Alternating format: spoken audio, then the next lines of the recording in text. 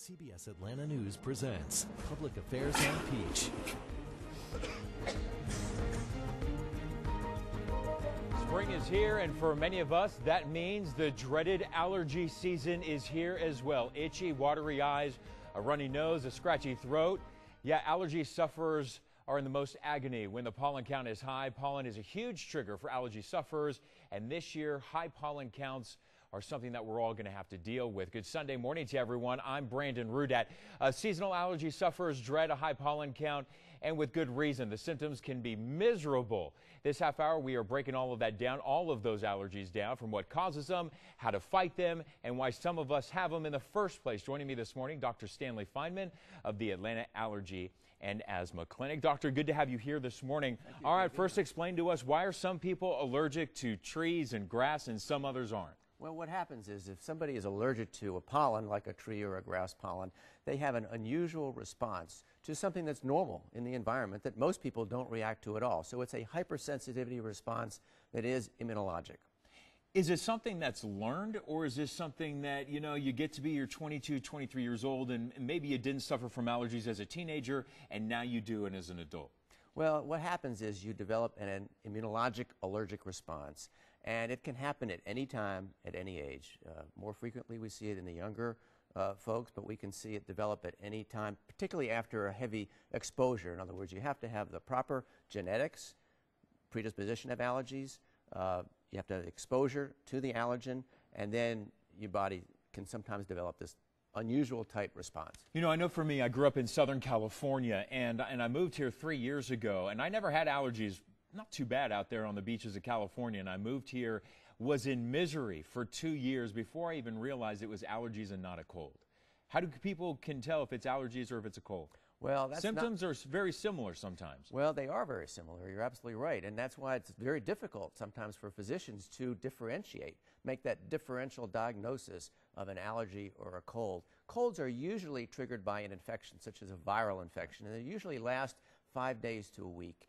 You can get the same symptoms with the coughing, the sneezing, the runny nose, and the congestion. But with allergies, because of continuing exposure, they can last longer. Typically, also, allergies are associated with an itch. The itchy sensation is more typically seen with the patient who has allergies than somebody with a cold. All right, if somebody does have allergies and they're getting some of these symptoms, there are some dangers if you go untreated, right? Oh, absolutely. Turn into a major sinus infection.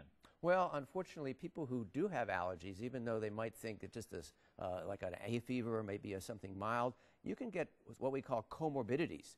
Comorbidity is a unusual reaction or an unusual development as a result of the hay fever reaction. So what happens is people can get sinus disease like sinusitis. They can get asthma because it can go into their lower airway as well. They can get other problems, headaches and things like that. So that allergies can cause a lot more problems than just a sniffly, runny nose. All right, how do you detect it? How do you detect it? Somebody comes into you and says, "Doctor, I have been so miserable over the last several months. It's got to be allergy." How do you know what somebody's exactly allergic to? Well, the very first thing we do as allergists is we talk to the patient. So a history where we go into depth and detail of when do the symptoms occur, is it related to the high pollen count days, is it every time they go visit their friend who has a pet cat in their home, do they get worse then? You try to do detective work. Really, an allergist is a detective. We try to figure it out.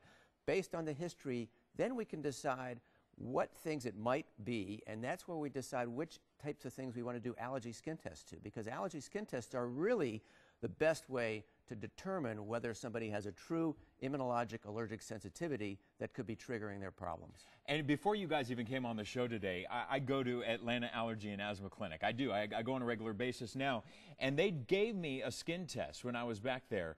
And my back blew up because, they test panel on your back. What I didn't realize when I got that test back, they looked at me and said, "Wow, how have you been able to live in Atlanta?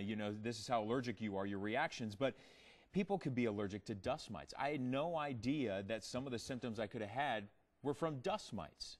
It's really interesting. You think of allergies, you only think of the yellow pollen that's out there, and in spring, all the flowers are in bloom. Well, Brandon, what happens, you're not alone, because about 35%, that's one of the most common allergens is a dust mite allergy, and that's probably because we're exposed to them so much. Right. People are also allergic to pollens, and as I said earlier, really a normal substance. I mean, pollen is a normal, we're in exposed nature, to it no matter where you are. There's all the flowers time, everywhere. and most people really don't have problems, but 25 to 35% of the population is going to cause an immunologic allergic response. So about 25 to 35% of the population is going to have some type of allergic reaction to pollen or some kind of allergic trigger. All right, so you hear about people going in, you go to get your, you go to get your test results. Doctors say to you, we may suggest getting allergy shots. Do they work? Oh, absolutely. The allergy shots are very effective. We call them a disease-modifying treatment.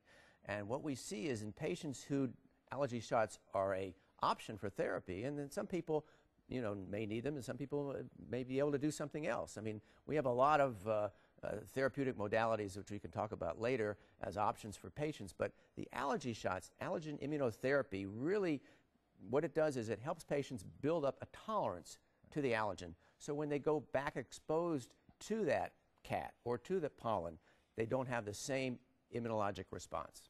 Yeah, it's interesting because when you go to get your shot, it'll say dust mites on the vial, or it'll say pets or animals, so that you can, in many sense, as you said, build up a tolerance so that you can be around right animals and you can be around trees. You can go out to the park, Piedmont Park, without sneezing and sniffling for a month-long period of time.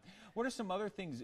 I was just going to say, it's interesting that you said that your vial says dust mite, because allergy shots are really a natural type of treatment. They're not a medication. Right. We really do take purified proteins from the pollens, from the things that people are allergic to, and that's what we prepare their allergenic extract that we use for their immunotherapy. So it's one of the most natural type of treatments that we really have to help patients. Yeah, because the serums are basically a buildup of everything that you're allergic to, almost like a Cadillac to your body. What are you allergic to? And you create a serum, right, that's specifically made for you and your allergies. Right. We individually prepare each allergenic extract based on that patient's allergic responses. So if you're allergic to tree pollen and grass pollen, that's what you'd be getting. If you're allergic to something else, we would do it differently. All right, very good. Doctor, stay with us here. Many more questions to be asked, of course. Stay with us when we come back. We're going to be talking to our own meteorologist, Rodney Harris, about how the weather affects some of our allergies when we come back.